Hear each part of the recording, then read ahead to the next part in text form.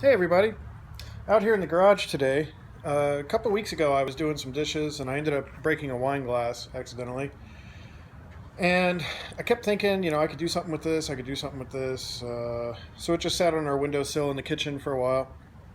And I've decided what I'm going to do is actually make a ring holder so that when I'm doing the dishes I have somewhere to put my wedding band, and my wife does, when she's in there. And I actually have to wear a sizer.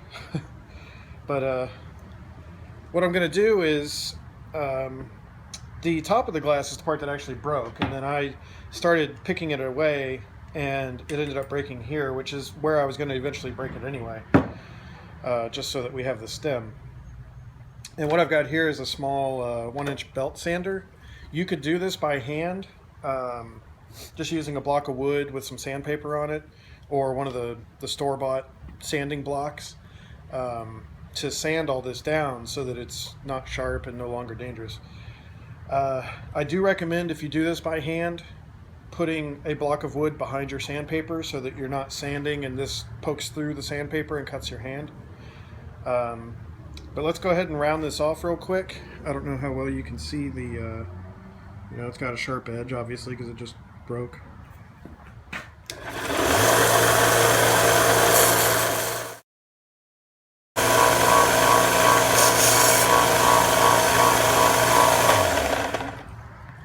Alrighty.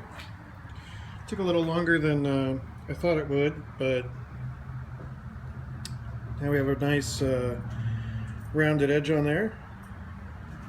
And I'm not really going to touch it until I rinse it off because it's got glass dust on it now. But yeah, let's take it inside and see what we can do with it. Alrighty, we're back in the studio now, and I've got the bottom of the wine glass here, and I've only been carrying it with this until now.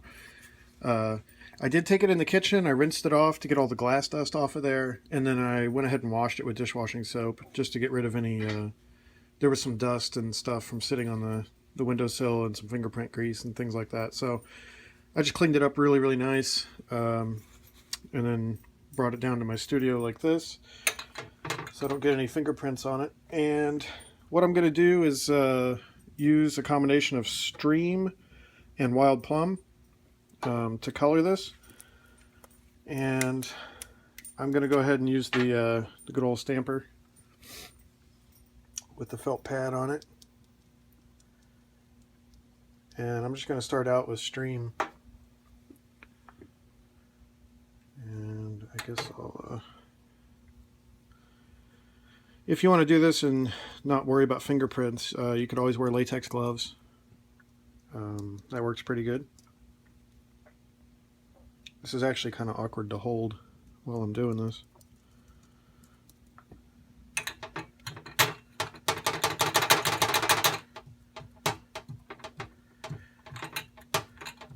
Other than picture frame glass, I haven't really done a whole lot with alcohol inks and glass. So this is new to me, doing something that's actually got some 3D shape to it.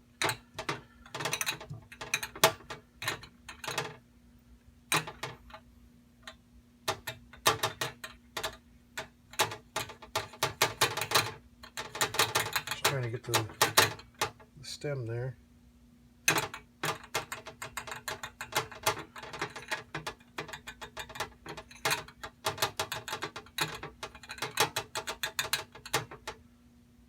Make sure I got all the sides.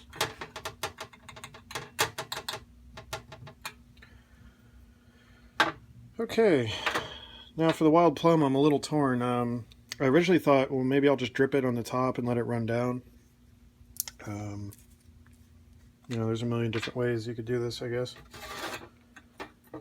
I am certainly no expert since this is my first time doing something like this. But I think I will start out with a little stamping just to stamp's not sticking. There we go.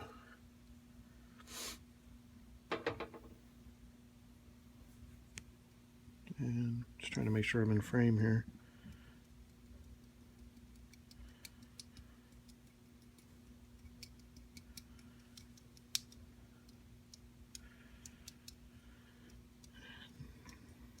do some little stamps here and there just to kind of make the the magenta kind of blend down into the blue. I don't know how well this is coming across on video, probably not very well. And then for the base, this is a technique I've been using a lot lately. On tiles, I'll do one solid like background color, and then I'll go back and just lightly flick the bottle, and you get these tiny little droplets of color.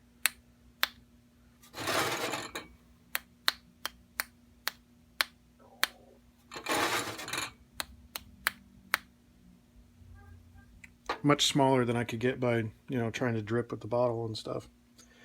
So here's our, maybe I should bring this up. So there's our wine bottle ring holder. And the next step is I'm going to spray it with clear polyurethane, and I'm going to do a real heavy coat because this is going to be, when you throw in rings on there, we don't want it to chip off the alcohol ink. So the polyurethane spray will just help protect the ink a little bit. So let's go outside.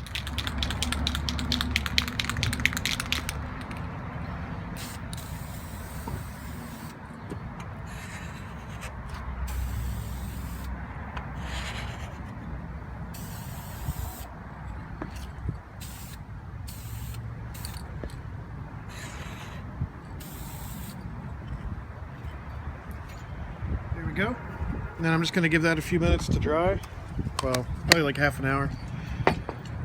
And it'll be done. I know it's really windy out here, but just trying to get a close-up.